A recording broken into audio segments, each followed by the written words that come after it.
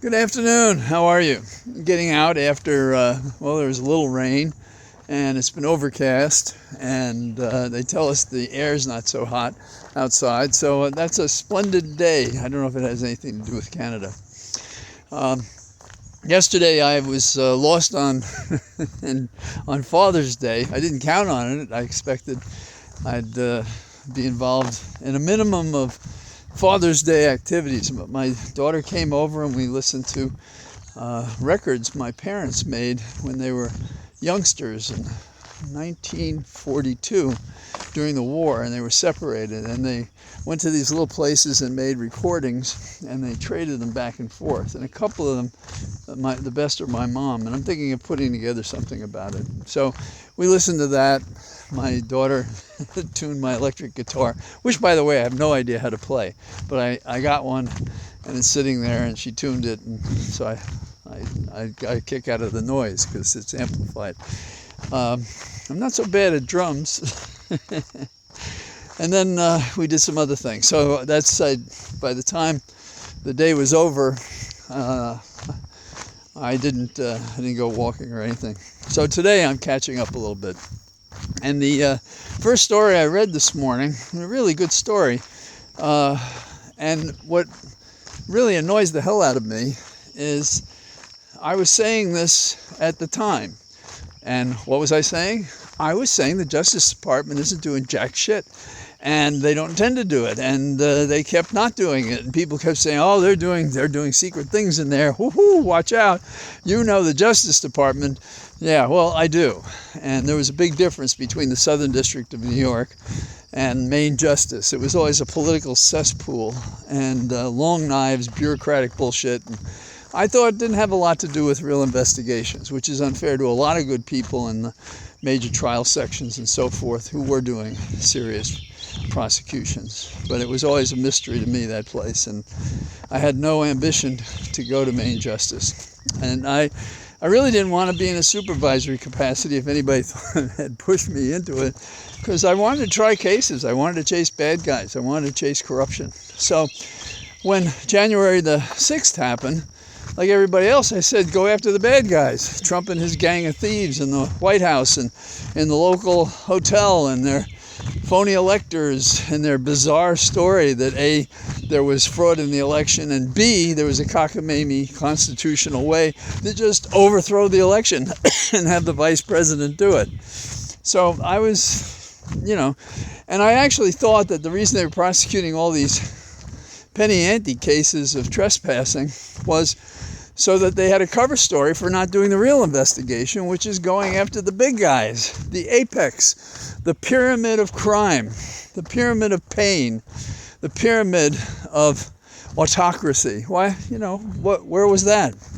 And so now today, the Justice Department apologists are out there saying, we were looking at it, we were working on it, we were really doing important things. Bullshit. Here's one of their stories. One of their stories about how they investigate is, those grunts on the ground, we keep talking to them, we prosecute them. One of them is what, going to give us a channel into the White House?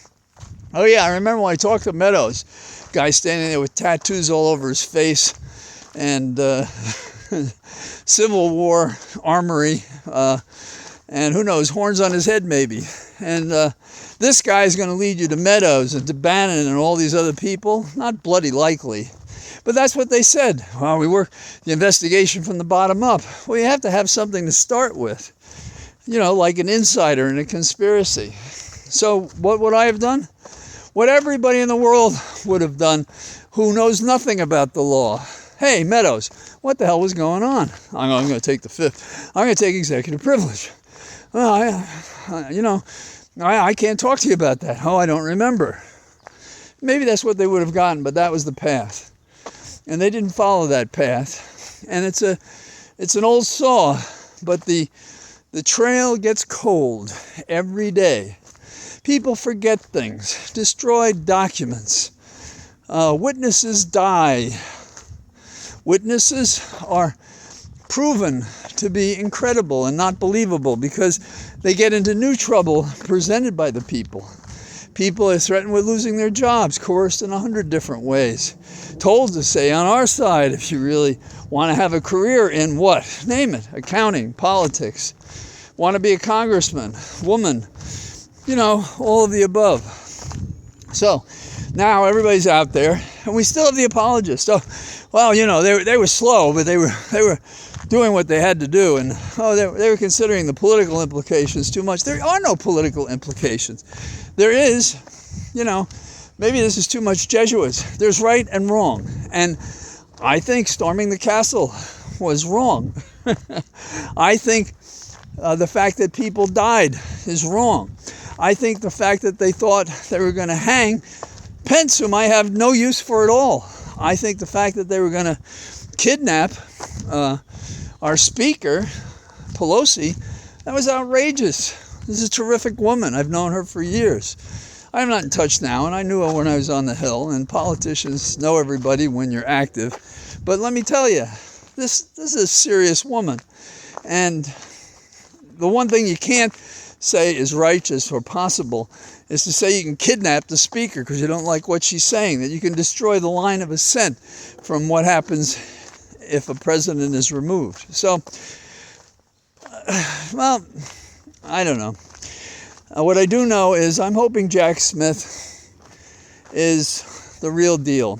And he's gaining points with me. And this is the second thing that comes to my mind today.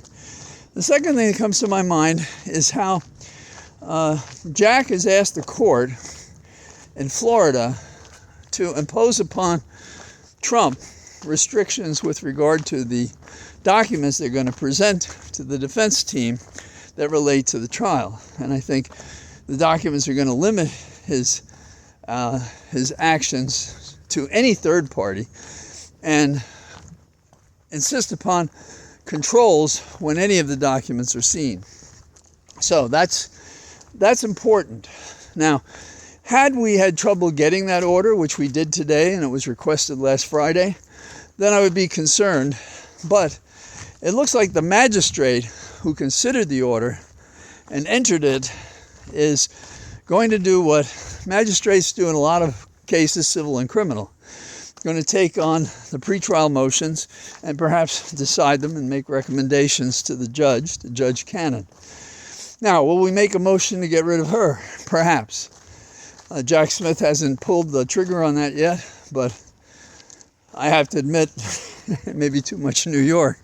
I would have already filed, but I'm not second-guessing Smith in the sense of questioning his independence. The fact that he filed this indictment, appeared in court, has requested this order, has a team together, has prepared and presented an indictment that an eighth grader can understand, all speaks well of how Jack Smith is managing this case. So those two things really stand out. Third thing I'd like to mention, because in some small way, and I mean it's a small way, I've contributed to appearances on MSNBC, and I think they have an amazing team there, and they've passed Fox in viewership. Should have happened long ago. I'm sure some of the people would say, well, that's because we're not here anymore. That's why it happened. Well, take it, say whatever you want, but your viewership is down. Apparently the version of Succession that is the Trump machine is not working out very well, and I don't want to be the guy who tells how that show ends, but if you haven't seen it, watch it. If you've seen it, you know what I'm talking about. So, nice to be out. Got a lot of work done today, and I welcome you to my Cathedral of Trees, and I'll probably be out again tomorrow. It's election day in Virginia. Bye-bye.